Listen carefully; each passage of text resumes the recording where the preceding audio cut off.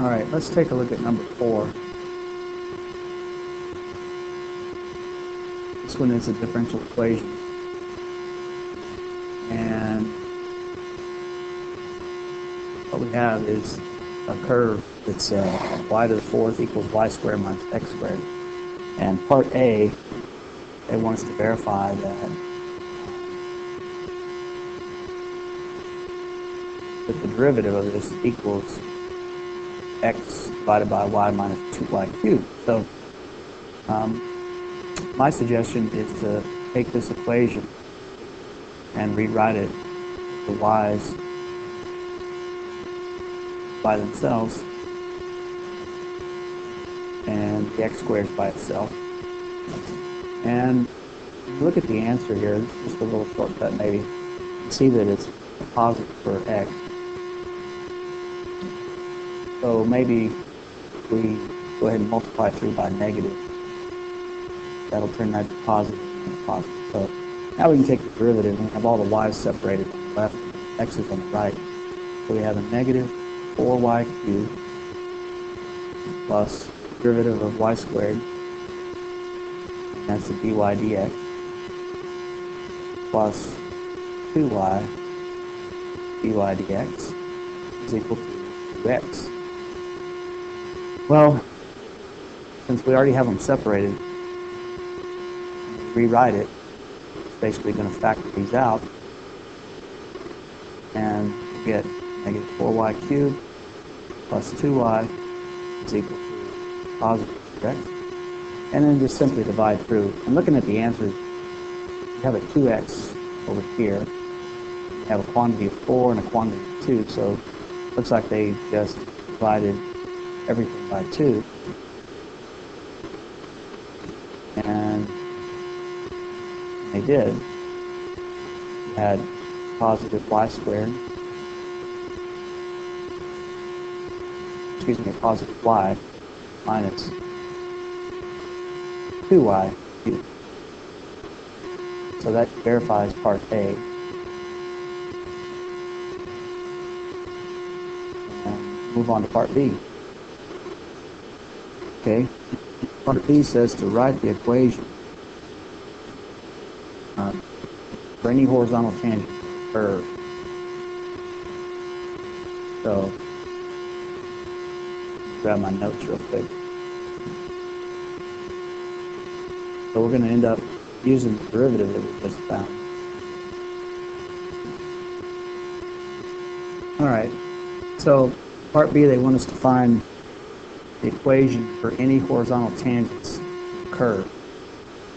So horizontal tangents, of course, which recall occur when the tangent line has a slope of 0. So we're going to set the dy dx that we verified in part A, set it equal to 0.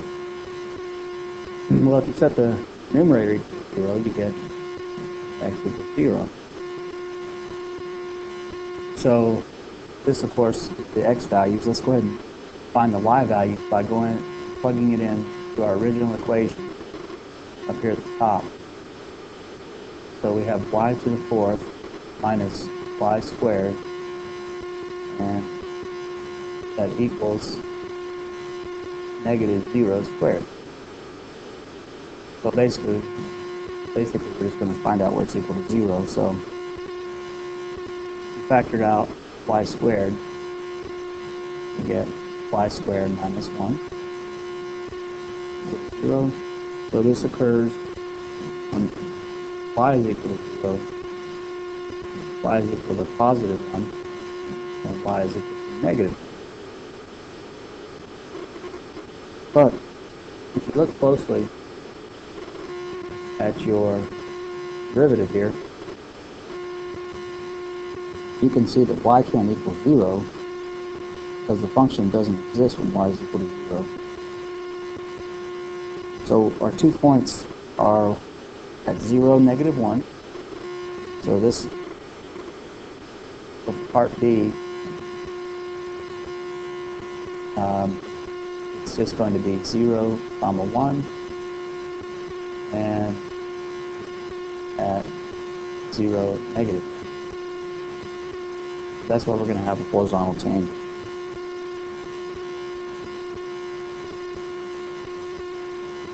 So, what are the equations? Fine. The equations would be y equals 1 and y equals negative. Alright? Let's take a look at part C. Part C wants to know equations of any vertical tangent line. So, recalling that vertical tangents occur, you have a vertical line, and that occurs when the derivative is undefined. So, when is this derivative going to be undefined? The bottom is equal to 0. So, all we have to concern ourselves with is, on part C, is when the denominator is equal to 0. So, on part C, here, part C says y minus 2y cubed is equal to 0. So factoring out a y, you get 1 minus 2y squared equals 0. So of course that occurs when y equals 0 and when 1 minus 2y cubed squared is 0. Moving that over, dividing by 2, taking the square root.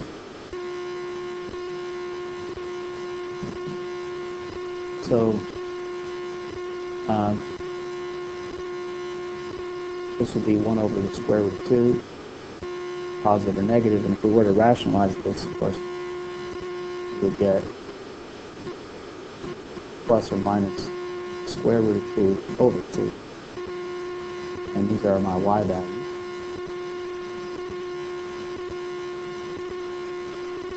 So we have to do what we did similarly on the first part. When does x equal that? So if we take our equation had here and set it 0 minus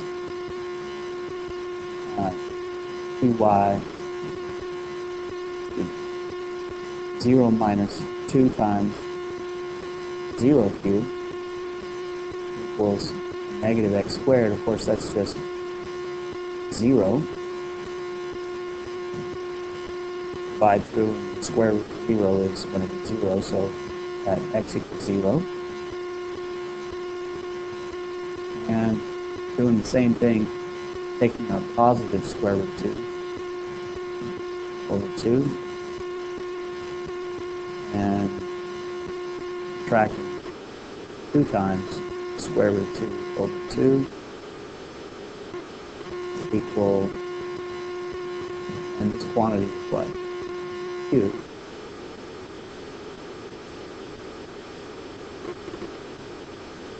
Negative x squared. And if we take this out, we get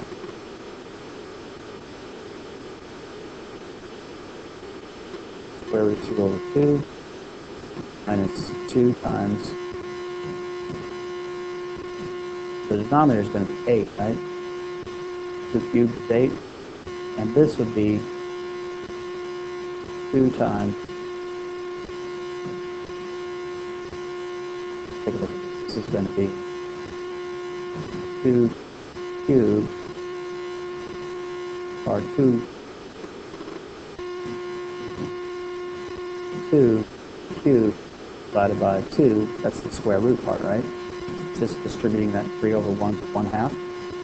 And so this would give you 8 over 2, 8, square root of 8, sorry. And what does that give us? Well, that's 4 times 2, right? So the square root of this is 2 square root of 2. So we have 2 times 2 is 4, 4 over 8 is 1/2. denominator is 2 on both of these. So you have square root of 2.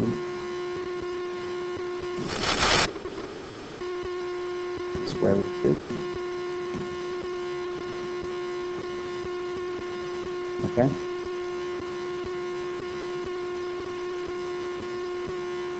All right. Take a look.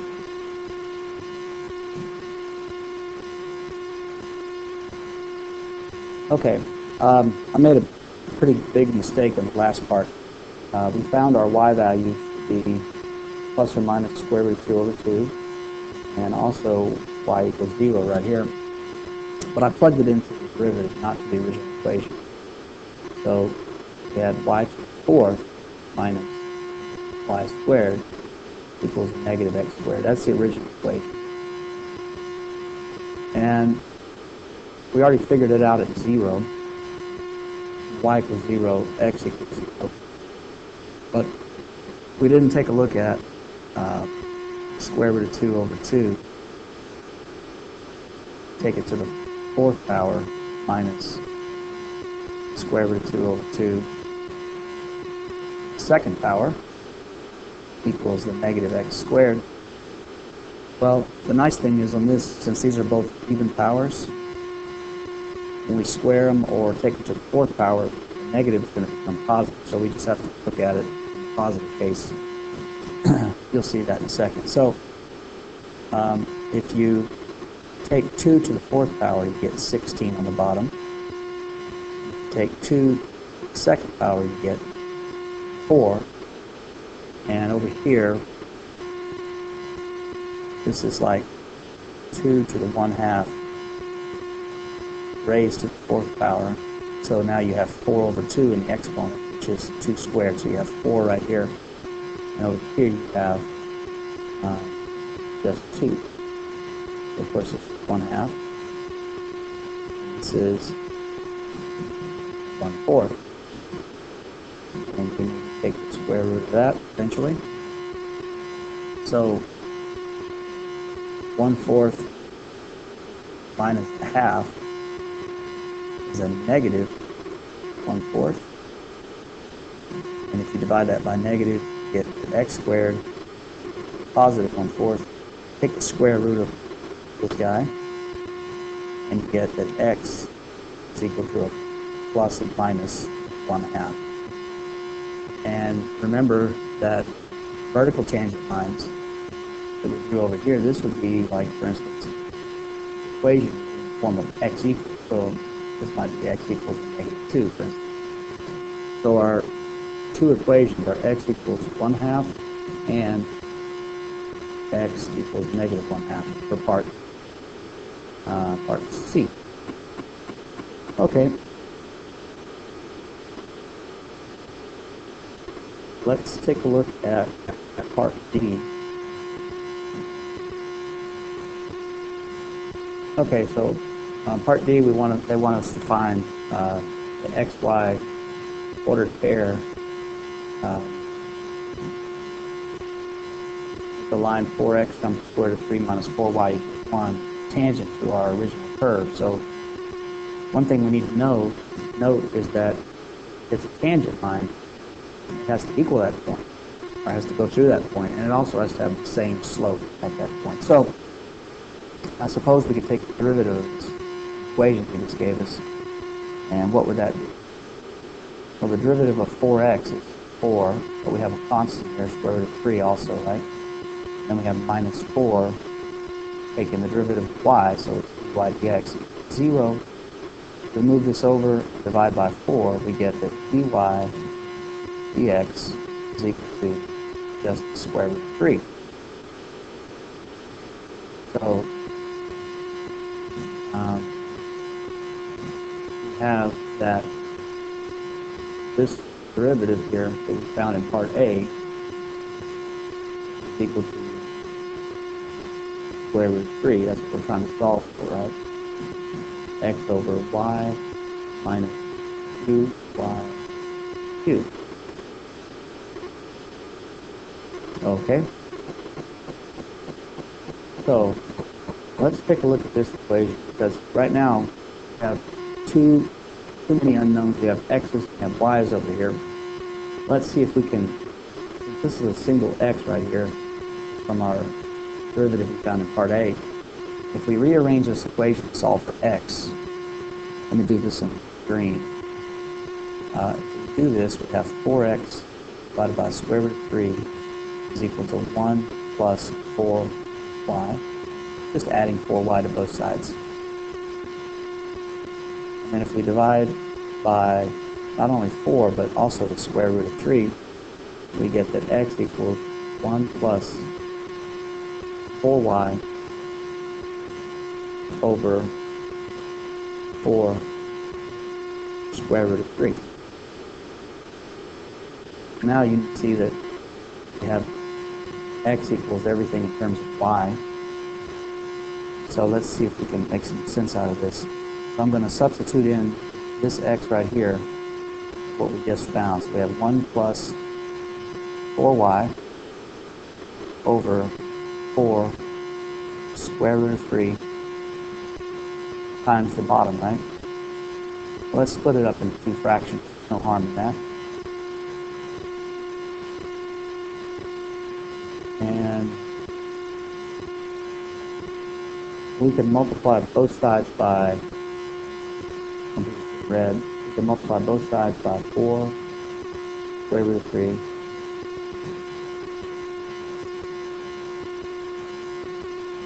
And what would that give us? That turns out to be 3, so 4 times 3 is 12. And of course this cancels with this. And what's left? 1 plus 4y over y minus 2y cubed. It's going to get kind of hairy. I don't anticipate having a problem like this. Now if we cross multiply, we get 12y equal to minus 24 y to the third. And that's equal to 1 plus 4y. So if we move everything over, we get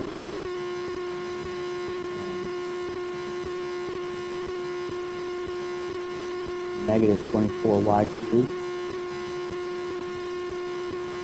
We have positive 12. Move this minus 4 over, we get 8 plus 8y minus 1, 0. And I guess we could try to factor this out, even though this is a huge function. I really don't think we need to go any further with this. So we'll stop the video here. If you need further explanation, we'll certainly talk about it Monday. Okay.